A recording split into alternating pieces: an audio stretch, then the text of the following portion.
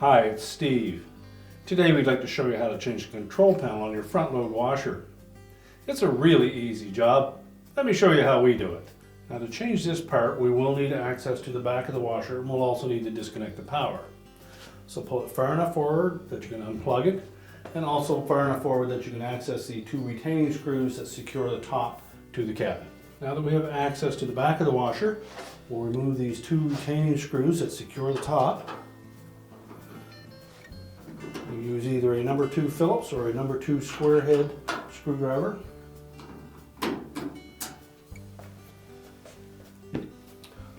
Once you've removed the screws, just grasp the sides of that top and pull it back about 1/2 to 3/4 of an inch, and you should be able to lift it off. We'll set that aside.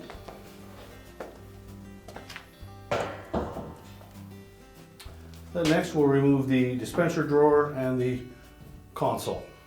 Next we'll need to remove the dispenser drawer. Depending on your model, it may have a latch that you need to disengage. Pull it out at its full extension, reach in and depress the locking tab in the left rear corner, and slide it out, and we'll set that aside. Now that will expose some retaining screws in behind that drawer front, so we need to remove those. They may be different lengths, so take note as you remove them.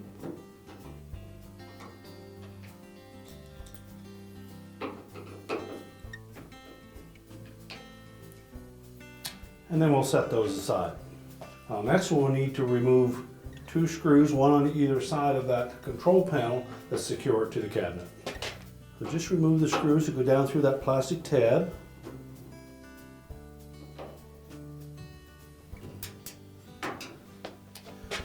Next we need to lift up on the top edge of that control panel to disengage it from the metal retaining strap across the front.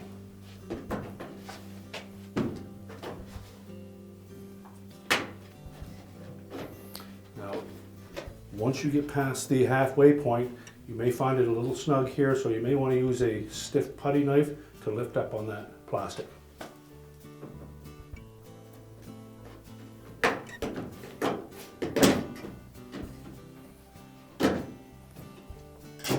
Once we've released that, we can lift the console out so we can access the control board from behind. We'll begin by disconnecting the wire harness connector. And then we suggest that you remove each of the individual harnesses next. Most will have locking tabs on them that you need to depress first.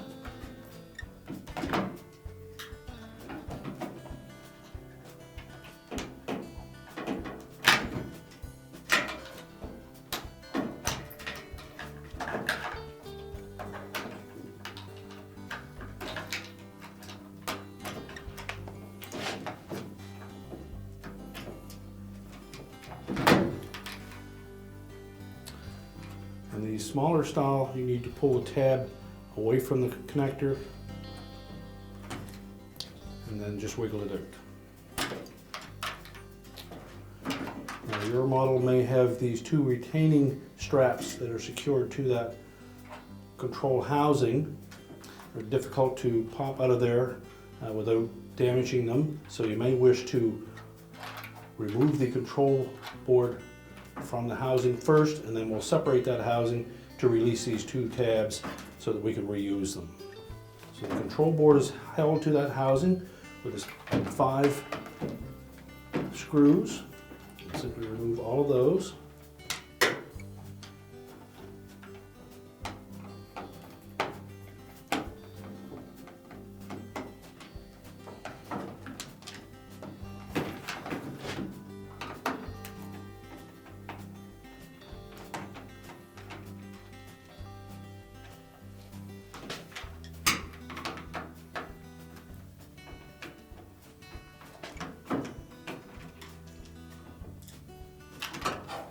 And then one on the very end here.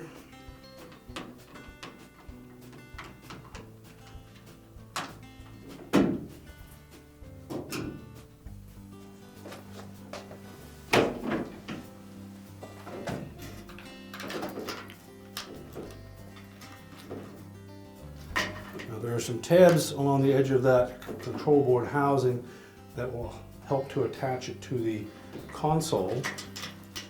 And also the control knob needs to be set in a certain position to release it. And typically in the normal or straight up position, we'll release that shaft that is attached to the board from the knob. And you may need a putty knife to release that control board on the back side. Just pry it away from the tabs and it should lift straight out. Now we'll carefully set the control panel aside because there are a series of push buttons and springs that are located on there that are just sitting in place. So we'll make sure that we lay it face down and out of the way. Now next we suggest that you remove these light diffusers. They just slide into those openings.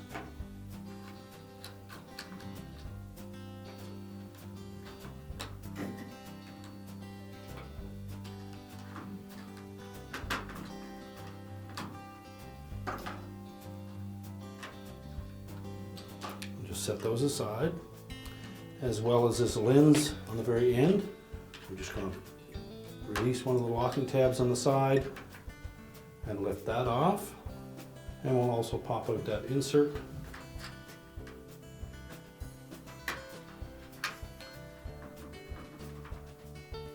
And set that aside.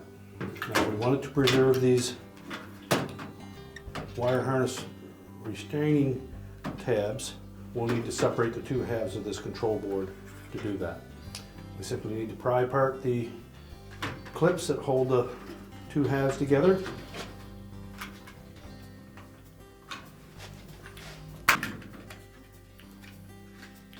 We can lift off that half. And that will expose the arrowhead fasteners for those wire harness retaining clips. You just depress the two sides of those and push them out through.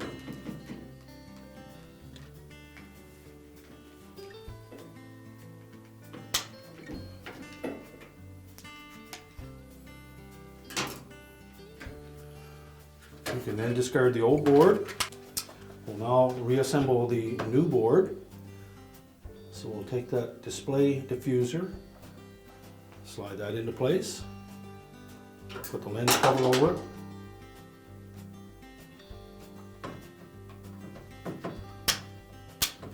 Make sure both tabs are locked into place. And then install the rest of those diffusers.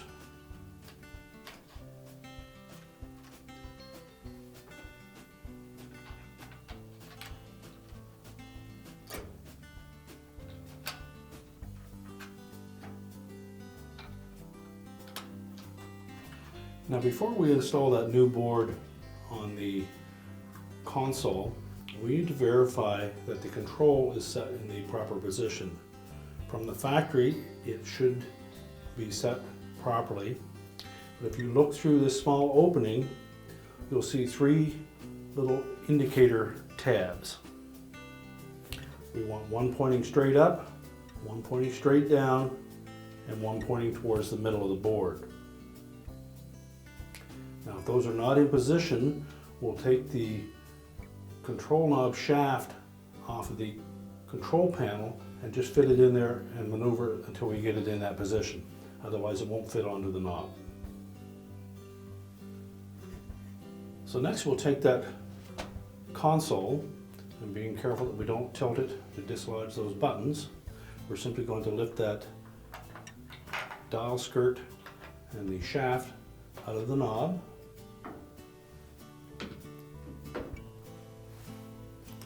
That will pull it through from the front side. And if we look at the portion that fits into the control panel, you'll note that on that shaft there is a flat side, and then there are two grooves cut in on the opposite sides.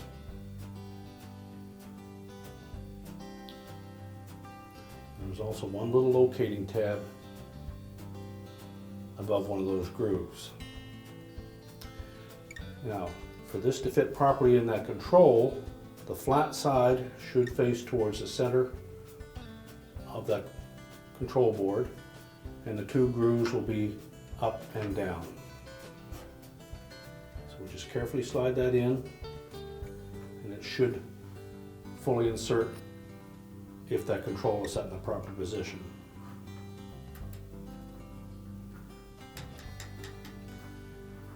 If it was not in the proper position, you would not be able to slide that in full length.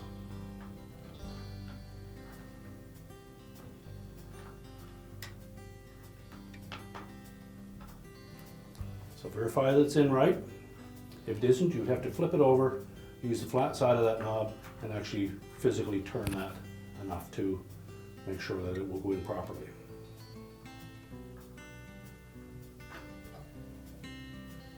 So once we have that set properly, we'll reinstall the shaft into the knob.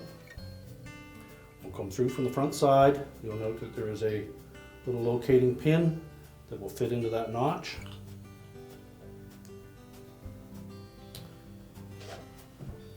And the side of the shaft that goes into the knob has a flat side as well.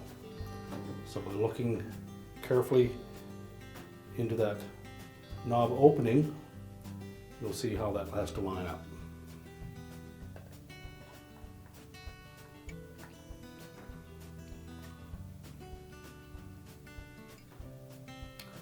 This is to make sure that the indicator dial is actually in the proper position to what the switch on the control is.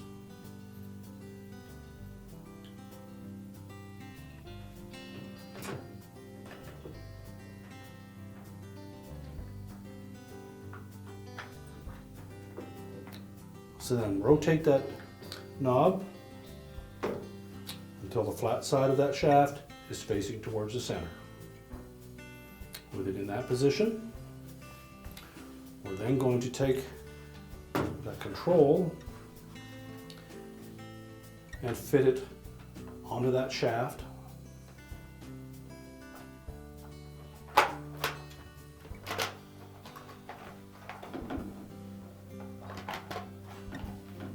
You have to look through the gap between the control board and that control housing to verify that we have it lined up properly.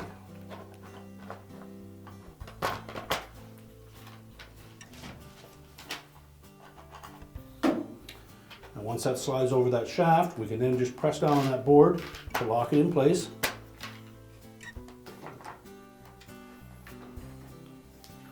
Then we'll install some of the retaining screws to hold it there.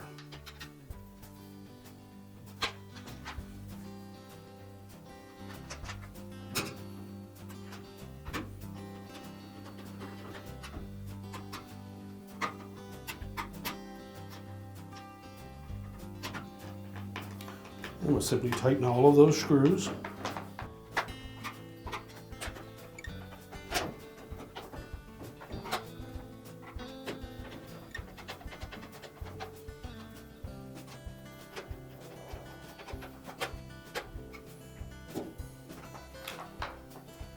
Now we're ready to reconnect the harness.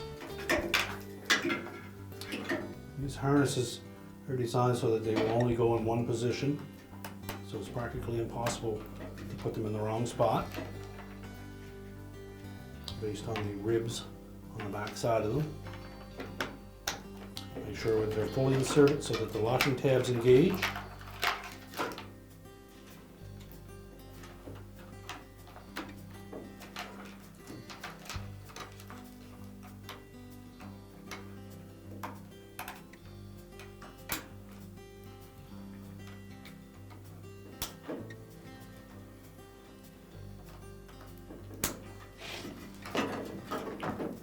We can then reinstall those arrowhead fasteners. Simply press them into the openings on the board.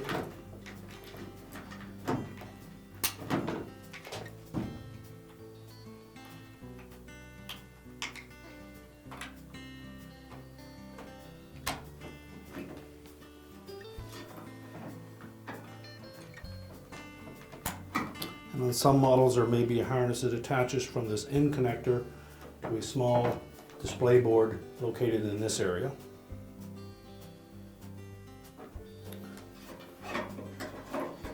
We'll then reconnect the main wire harness connector. And again, make sure it's fully inserted and that the locking tabs engage. Then we want to line up the locating pins on the bottom of that console with the rectangular holes on the top of the front panel. And we also need to line up these guides by the dispenser housing to make sure that they fit into place.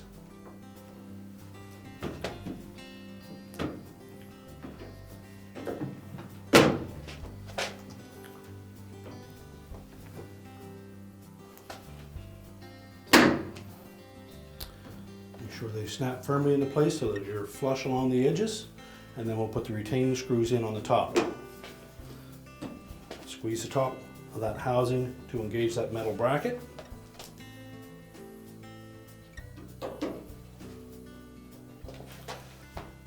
Next we'll install the screws through the front around the perimeter of that dispenser housing.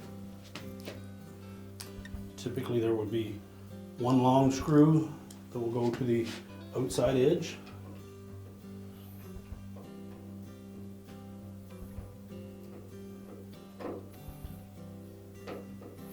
And again, make sure that that console housing is flush against the cabinet. Don't use the screw to pull it into place.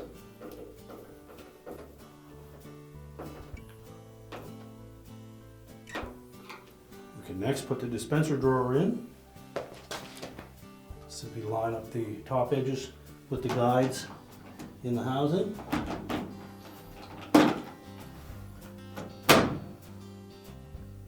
And now we're ready to put the top on. Now when installing the top, we want to set it so that it's about 1/2 to 3/4 of an inch back of the edge of the console, as it needs to engage these two little hooks at the very front.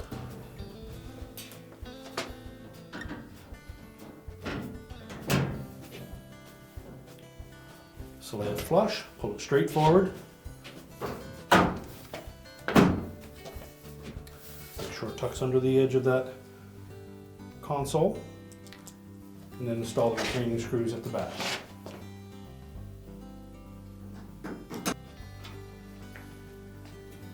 And now we can push it back into position. We're now ready to reconnect the power to the washer, push it back into place, and our repair is complete.